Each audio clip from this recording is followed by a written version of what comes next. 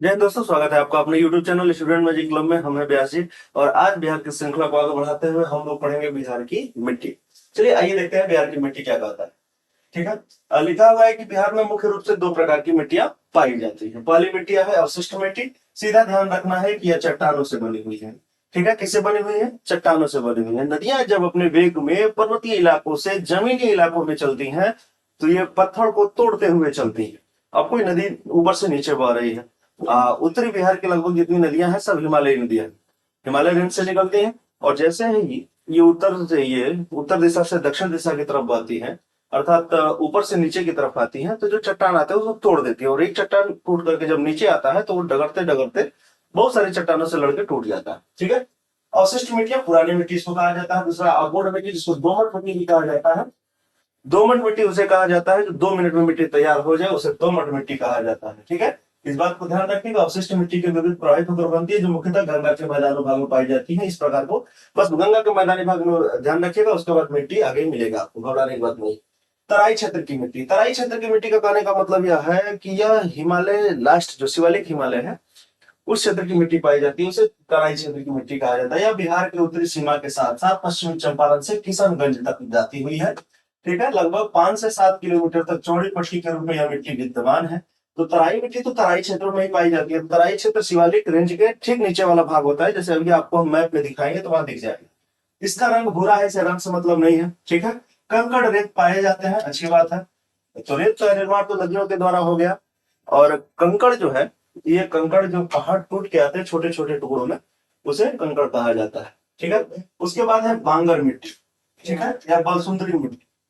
बांगर और खादर, ये दो प्रकार की मिट्टियां होती हैं। ठीक है। तो आगे जब हम लोग जलोढ़ मिट्टी पढ़ेंगे, ठीक है, जलोढ़ मिट्टी देखिए दो प्रकार का होता है। जलोढ़ मिट्टी दो प्रकार का होता है, एक बांगर और एक खादर। तो पुरानी जलोढ़ मिट्टियों को बांगर कहा जाता है, नई जलोढ़ मिट्टियों को खादर कहा जाता है। ठीक है। नदियां जब अपने साथ बाढ़ लेके चलती हैं तो बहुत सारी मिट्टियों का गाद इकट्ठा करते हुए लेके चलती हैं, और जहां जिन इलाकों में बाढ़ आता है या फिर जो नदी के आसपास वाला दूर का इलाका होता है, ठीक है, तो बाढ़ जाने के बाद वो मिट्टी वहीं बैठ जाती है, वो होती है खादर मिट्टी। और जिन इलाकों में बाढ़ नहीं आ पाता है वो उन इलाकों को बांगर कहते हैं। ठीक है।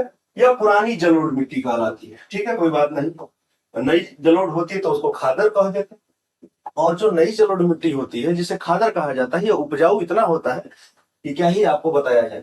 इसका विस्तार तराई के दक्षिण में पूर्णिया और सहरसा जिले में कोसी क्षेत्र में। तो ठीक है, कोई बात नहीं है। तो नदियों के आसपास जहां नदी नहीं है, जहां विशेष नदी नहीं है या जिन इलाकों में बाढ़ वगैरह नहीं आता है, तो वहीं ये मिट्टी पाया जाता है। इसका नेचर देखा जाए तो ये क्षारीय है, इसमें सिंचाई की आवश्यकता होती है। इसका रंग हल्का भूरा होता है, तो रंग से हमको कोई विशेष मतलब नहीं है। तो ताल या टाल मिट्टी। ठीक है। गंगा के दक्षिणी भाग में 8 से 10 किलोमीटर की चौड़ी पट्टी में विस्तरित है। ठीक है। गंगा के दक्षिणी भाग में, अभी ठीक इसका इमेज हम आपको दिखाएंगे। ये मोटे कण वाली मिट्टी होती है, मोटे मोटे कण होते हैं। खरीफ फसल हेतु बहुत उपयुक्त होती है ये मिट्टी। यह वर्षा जल के भरे होने के कारण यह खरीफ फसल हेतु बहुत उपयुक्त होती है। जैसे धानों का फसल इसमें खतरनाक होता है। ठीक है, तो आगे देखिए। यह अधिक उर्वरक मिट्टियों में से एक है। उर्वरता इसकी क्षमता अधिक होती है। तो बस आपको ध्यान रखना है कि काल मिट्टी कहाँ पाया जाएगा। ठीक है, उसके बाद कोई दिक्कत नहीं है। खादर मिट्टी यानी कि नई जलोढ़ मिट्टी, यह नवीन जलोढ़ मिट्टी है। इसका विस्तार बांगर के दक्षिणी क्षेत्र में है। इसकी प्रकृति गैर क्षारीय है, अधिक उपजाऊ है। सबसे अधिक मिट्टी अगर कोई उपजाऊ होती है तो वो जलोढ़ मिट्टी। जलोढ़ मिट्टी में भी कौन सी मिट्टी? खादर मिट्टी। इसका रंग हल्का है, कोई दिक्कत नहीं है आपको। करेल या केवल या पुरानी जलोढ़ मिट्टी। ठीक है, यूपी में इसको करेल कहा जाता है, काली मिट्टी को, इसको ध्यान रखिएगा। इसका विस्तार गंगा के दक्षिणी मैदानी भाग में रोहतास से लेकर के भागलपुर तक है। करेल मिट्टी में क्षारीयता का गुण है, अच्छी बात है, रहने दीजिए, हमको कोई मतलब नहीं ये सब बकवास बात पढ़ने से। ठीक है, ये सब पूछता भी नहीं है। बलथर मिट्टी लिखा हुआ है कि कैमूर से राजमहल तक की पहाड़ियों पे विस्तृत है। इसका उर्वरता काफी कम होता है और इसका प्रकृति अम्लीय होता है। जब मिट्टी अम्लीय हो जाता है ना, तो वो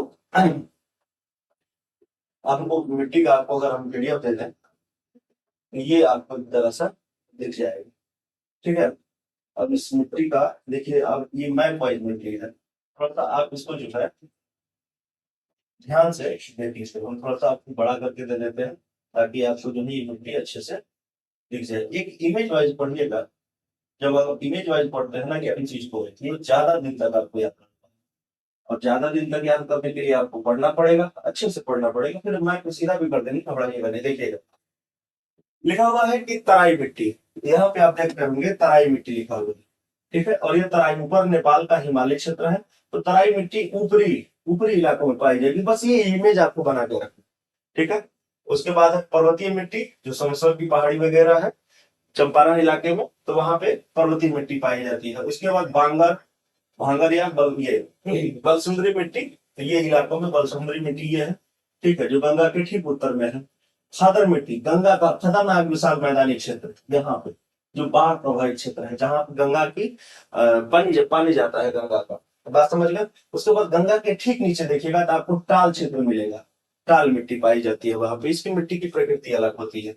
लाल बलुई मिट्टी बिहार के इधर देखिएगा, ये कैमूर, कैमूर और ये रोहतास वाले इलाके में आपको मिलेगा लाल बलुई मिट्टी। तो यहाँ इस इमेज दिखाने का हमको मतलब ये बिहार का मैप है, और इमेज दिखाने का बस इतना ही मकसद है कि आपको ध्यान रहे कि किन क्षेत्रों में कौन सी मिट्टी पाई जाती है, कभी कभी क्षेत्र में पूछता है। उसके बाद लाल पीली मिट्टी, बिहार के सबसे दक्षिणी भाग में एक बेल्ट पाया जाता है लाल पीली मिट्टी का, तो वहाँ लाल पीली मिट्टी है। करेल या केवल पुरानी जलोढ़ मिट्टी, जो लगभग बाढ़ से प्रभावित नहीं होती है, लगभग लगभग नहीं होती है, ठीक है। कुछ क्षेत्र इसमें बाढ़ से प्रभावित होता है, लेकिन मैप में तो मोटा मोटी सब बना दिया जाता है, ठीक है। उसके बाद इस मैप को हम थोड़ा सा छोटा कर दे ताकि आपको दिख जाए सीधा करके, ठीक है। अब देखिएगा,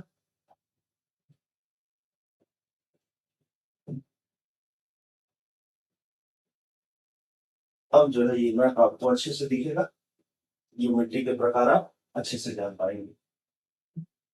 चलिए दोस्तों, देखिए इधर वीडियो लेट आने का कारण यह है कि थोड़ा सा ऑफलाइन सेंटर को हम लोग को बड़ा करना है, ठीक है।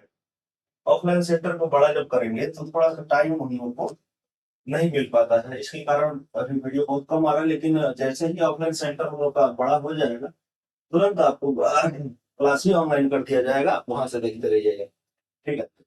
देखिए लिखा हुआ है कि अगर क्षेत्र देखा जाए किस क्षेत्र में कौन सी मिट्टी पाई जाती है, तो यहाँ लिखा है तराई क्षेत्र, तो आप देख लीजिए तराई क्षेत्र चंपारण से लेकर के किशनगंज, ये चंपारण से लेकर के यहाँ तक किशनगंज जो है तराई क्षेत्र में पाया जाता है। बांगर या मुजफ्फरपुर दरभंगा का क्षेत्र है। उसके बाद खादर बाढ़ का मैदान है पूरा, हम आपको बताए ही है, जहां तक बाढ़ आता है।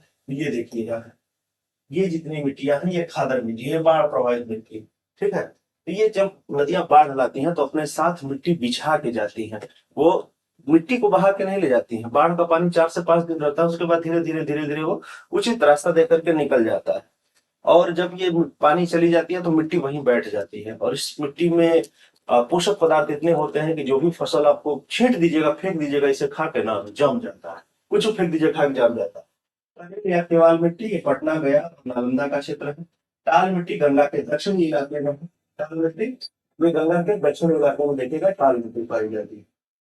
ठीक उसके ऊपर देखिएगा तो लाल बलुई मिट्टी कैमूर व रोहतास में है, कैमूर व रोहतास में है, जो इधर इधर इधर यहाँ पे आपको मिलेगा लाल बलुई मिट्टी। ये क्वेश्चन बहुत बार पूछा हुआ है, इसलिए आप इस चीज को ध्यान रखिएगा, ठीक है। खास करके ये लाल बलुई मिट्टी बिहार के किस क्षेत्र में पाया जाता है, तो सब आयन भी पूछ देता है, तो दक्षिण और पश्चिम में, ठीक है।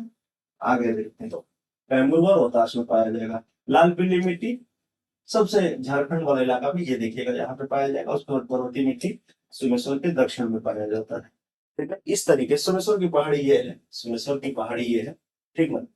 इस तरीके से आज हम लोग बिहार की मिट्टी पढ़े। देखिए मेन बात यह है कि बिहार पुलिस का एग्जाम आपका नजदीक है, किस क्षेत्र में कौन सी मिट्टी पाई जाती है, ये आप एक बार वीडियो देख लीजिएगा, कम से कम इमेज भी बन जाएगा, जिससे हमारा प्रश्न बहुत ज्यादा सही होने की संभावना है, गलत नहीं होगा। एक बार गुजरे रहिएगा उस रास्ते से तो आपको भूले भटके अगर शार्प माइंडेड है तो याद आएगा। ठीक है दोस्तों, मिलते हैं अगले किसी वीडियो में, बिहार की श्रृंखला को ही आगे लेकर के चलेंगे, और मिलते हैं अगले वीडियो में। तब तक के लिए जय हिंद, अपना ख्याल रखें, एंगुलेंस का रास्ता दें। जय हिंद।